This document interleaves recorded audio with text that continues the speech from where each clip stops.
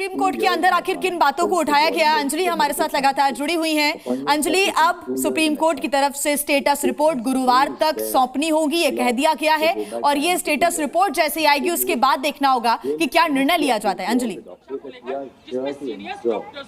बिल्कुल, देखिए, सीबीआई को गुरुवार तक का समय दिया गया है। गुरुवार को ये स्टेटस रिपोर्ट सौंपेगी सीबीआई, और इसके साथ साथ एक अहम बात ये सीजीआई की ओर से कहेगी कि एक नेशनल टास्क फोर्स का गठन किया जाएगा जो अस्पतालों में डॉक्टर्स की सुरक्षा को लेकर जो सुझाव हैं वो देगी। यानी एक टास्क फोर्स का गठन किया जाएगा जो सुझाव देगी कि किस तरह से अस्पतालों में डॉक्टर्स जो नाइट ड्यूटी दे रहे हैं, अलग अलग समय पर ड्यूटी दे रहे हैं, उनकी सुरक्षा जो है वो कैसे सुनिश्चित की जाए। इसके साथ ही देखिए, सीजीआई ने कई अहम सवाल भी खड़े किए। उन्होंने पूरी मामले की जो जांच है या जिस तरह से उसकी लीपापोती करने की कोशिश की गई उस पर भी सवाल खड़े किए गए। सीजीआई ने पूछा कि ऐसी भी रिपोर्ट है कि प्रिंसिपल ने पहले इसे सुसाइड ठहराने की कोशिश की और उसके बाद घर वालों को काफी देर तक बॉडी भी देखने को नहीं दी गई, जिस पर पश्चिम बंगाल की ओर से जो वकील पेश हुए हैं कपिल सिब्बल, उन्होंने कहा कि यह आरोप ठीक नहीं है, अननेचुरल डेथ का केस दर्ज किया गया था। जिसके बाद सीजीआई ने पूछा कि क्या एफआईआर में हत्या का जिक्र किया गया था? हमें ऐसा नहीं लगता कि हत्या का जिक्र किया गया था, प्रिंसिपल ने हत्या की एफआईआर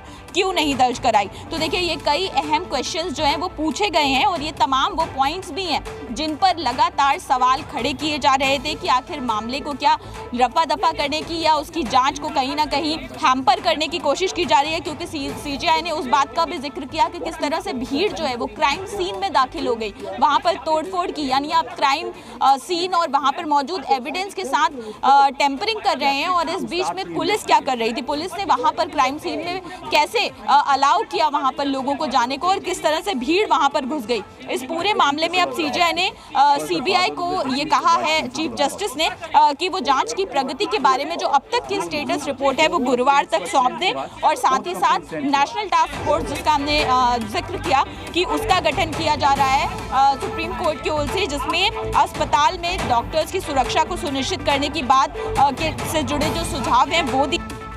इसके साथ ही चीफ जस्टिस ने देश भर के डॉक्टर से ये अपील की है कि वो अपने काम पर लौटे।